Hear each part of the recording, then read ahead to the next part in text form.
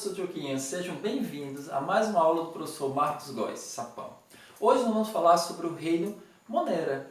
Lembre, reino Monera tem uma característica muito importante.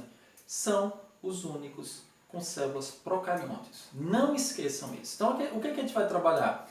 Os representantes do reino Monera, as principais características, a questão das doenças, ok? Então vamos começar? Sejam bem-vindos, vamos a ela. O que nós temos aqui? O reino Monera tem representantes. Quais são eles? As bactérias e as cianobactérias, ou cianofícias, ou algas azuis, tá? E lembre uma coisa, aqui você tem que lembrar da arqueosbactérias, que está em um outro domínio, mas presente no reino Monera, tá ok? Então não se esqueçam disso. O que a gente vai trabalhar? Presentes nos mais diversos lugares e de fácil reprodução. Então eu vou encontrar bactérias, dizem alguns livros, que tem mais bactérias sobre o meu corpo do que minhas próprias células.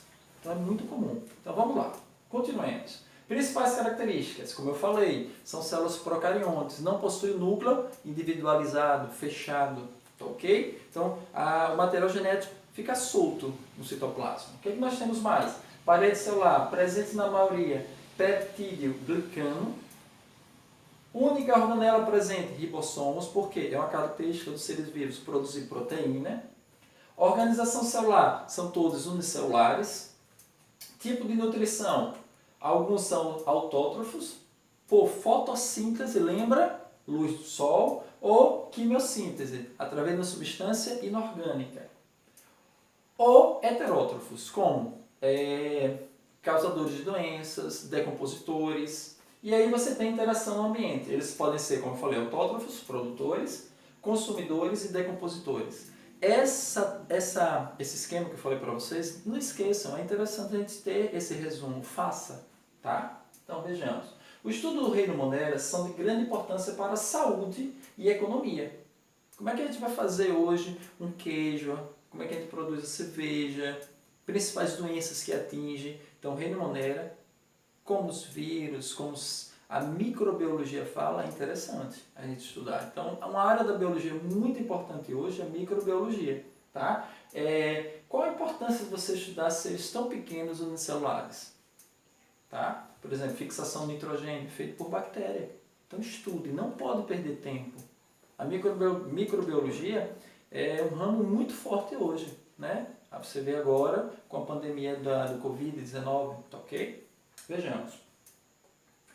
Olha o formato da bactéria. Essa bactéria daqui, ela tem DNA solto no citoplasma, não é em forma de xizinho, olha como é que ela é, um DNA circular, presença de ribossomos, algumas bactérias têm flagelos, olha o citoplasma, existem algumas bactérias com cápsula, algumas bactérias têm parede celular muito grossa, muito fina.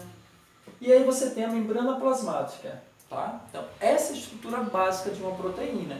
De uma bactéria, desculpe. Essa bactéria daqui não possui um núcleo fechado. Preste atenção também. Quando eu falar plasmídio, é um material separado, genético separado, que é muito utilizado hoje na biotecnologia. Estuda um pouquinho, vá lá, procura mais saber sobre plasmídio. É uma dica importante da biologia para vocês. Aqui eu tenho os diferentes formatos de bactérias, por exemplo, bactérias em forma arredondada, são cocos. Olha os famosos streptococcus aqui, uma fileirazinha de cocos juntas. O que são bacilos? São bactérias com formatos estreitos, compridos, streptobacilos.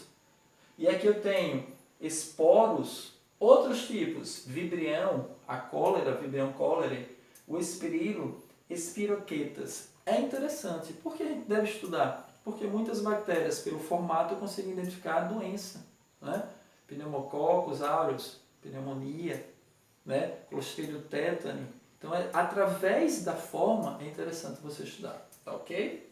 Isso é muito livro de biologia traz assim. Então, veja. O que a gente tem que aprender mais? Todo aluno que vai estudar para o Enem sabe que doenças é um assunto corriqueiro. Então, preste atenção. Algumas doenças transmitidas por bactérias. Eu tenho botulismo, cólera, febre maculosa, gonorreia, hanseníase, leptospirose, pneumonia bacteriana, sífilis, tétano, tuberculose. Como professor de biologia em sala de aula, eu faço o comentário sobre as doenças, mostra os sintomas, qual o tratamento que você tem, qual o uso de antibiótico. Aluno que vai para o Enem não pode esquecer. Tá? Então, essa aqui é uma tabela com 10, mas existem números. Tá? Então, vejamos agora. O que foi que a gente tem que se cuidar? É interessante você, quando estiver estudando as bactérias, lembrar daquelas bactérias super resistentes. Provocadas por quê? Devido a quê? Principalmente ao uso errado de antibióticos. Então, como é que eu combato uma doença por bactérias? Usando antibióticos. O médico passa, só ele pode passar um antibiótico. Eu chego na farmácia com duas vias. A via original, ele fica retido na farmácia, e eu fico com a cópia, para fazer, entender a prescrição e tomar o remédio durante outros dias, então tem que ser tomado durante outros dias. Tá? Então, esse processo impede que as bactérias continuem vivas e se tornem super resistentes. Então, veja, como as bactérias são células muito resistentes e de rápida reprodução, a ação desses medicamentos é para impedir o sucesso da reprodução. Então, aconselhamos a vocês, em caso de doenças por bactérias, o uso de antibióticos deve ser levado a sério. Tá? Porque senão a gente vai ter bactérias se tornando super resistentes e aí você pode ter problemas muito grandes em todo o mundo. Ok? Uma dica muito importante para vocês aí. Então, passamos. Importante, eu falei sobre as bactérias no sentido de doença, mas bactérias são muito importantes, né? Na decomposição, né, de corpos, de fezes. Quem faz tudo isso são bactérias e fungos, a reciclagem da matéria orgânica. E eu coloquei dois exemplos que são interessantes. O que é rizóbio? Rizóbio é uma associação entre raízes de plantas e bactérias. Então, lá no terceiro ano, a gente vai estudar o ciclo do nitrogênio.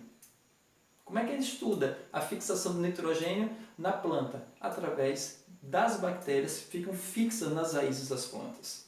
E aí, eu tenho a microbiota, que antigamente chamava de flora bacteriana intestinal, que é a microbiota intestinal. Quando você usa alimentos probióticos, que faz bem a formação de uma microbiota intestinal, né? Então é interessante você ter. Você tem o lado muito bom das bactérias.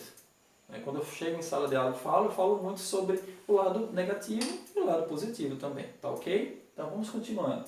A reprodução das bactérias pode ser de dois tipos. Não é algo fácil, mas é corriqueiro você estudar. Como é que aconteceria isso? As bactérias, ela pode ser produzida pelas duas formas. Forma assexuada, por exemplo, uma bactéria forma duas. Isso é um processo, por exemplo, por bipartição, divisão binária, ou formando esporos. Ela vai lá, forma um esporo e aí acontece a formação de outras bactérias. E a sexuada pode ser por conjugação, né? Eu tenho o quê? Bactérias que trocam material genético, pode ser por transdução, uso de vírus e a transformação. Tá? Então vejamos aqui um exemplo clássico. Ó, divisão binária. Uma bactéria se divide em duas. Na conjugação, que é uma reprodução sexuada, a bactéria vem e troca material genético entre elas. Olha, troca de material genético. Então, eu troquei informações aí. E aqui eu tenho uma tradução, que é preciso ter uma bactéria, um vírus, é necessário participar de um vírus, tá? E a transformação. Quando, de forma natural, pedaços de DNA existentes no meio entram nas bactérias e se juntam à cromatina e determinam novas características genéticas aí à população bacteriana. Então, dá uma lida nisso, é interessante você estudar, tá? E aí, a gente tem cianobactérias ou algas azuis. A gente está agora partindo um pouquinho agora para as cianobactérias, deixando as bactérias de lado. O que a gente vai aqui? Eles são procariontes, lembre que todos desse reino são procariontes, cianobactérias, bactérias, arqueobactérias, e são capazes de realizar fotossíntese, mas não apresentam sistemas organelas responsáveis, então não apresenta cloroplasto, apresenta pigmentos envolvidos aí. Então eu tenho aproximadamente, quando surgiram essas cianobactérias? Surgiram há mais ou menos 3 bilhões de anos atrás. tá? Então é interessante, qual a importância dela, né? Qual a importância dessas bactérias? Então aí a gente finaliza, assim, quase finalizando essa aula, nós temos encontrado em diversos hábitats, sendo a maioria, no entanto, de água doce. Então encontro elas sendo bactérias em águas doces. Por quê? Desse sucesso delas, eu faço uma pergunta e a gente vai lá no livro e entende. Por quê? Sobreviver em ambientes com diferentes tipos de luminosidade, serem capazes de estocar nutrientes e conseguirem captar nitrogênio atmosférico. Então, faz com que as cianobactérias se espalhem pelo meio aquático ali. Em condições ideais, reproduzem-se de maneira exagerada, causando as famosas florações. Vamos lembrar, essas florações, ela está dentro daquele processo de eutrofização, assunto que tem a ver com desequilíbrios ecológicos, que a gente estuda lá no terceiro ano. Tá? E essa eutrofização, ela pode ser causa natural, por exemplo, uma corrente marítima que levam essas cianobactérias para um canto e elas produzem toxinas, mas esse processo é muito acelerado pela ação antrópica, pela ação do homem. Tá? Então é isso que eu quero que vocês tentem levar. O que é isso que a gente quer que você faça? Que vocês possam entender que o reino Monera é formado por bactérias e cianobactérias, tá ok? Então um forte abraço para vocês, fiquem com Deus.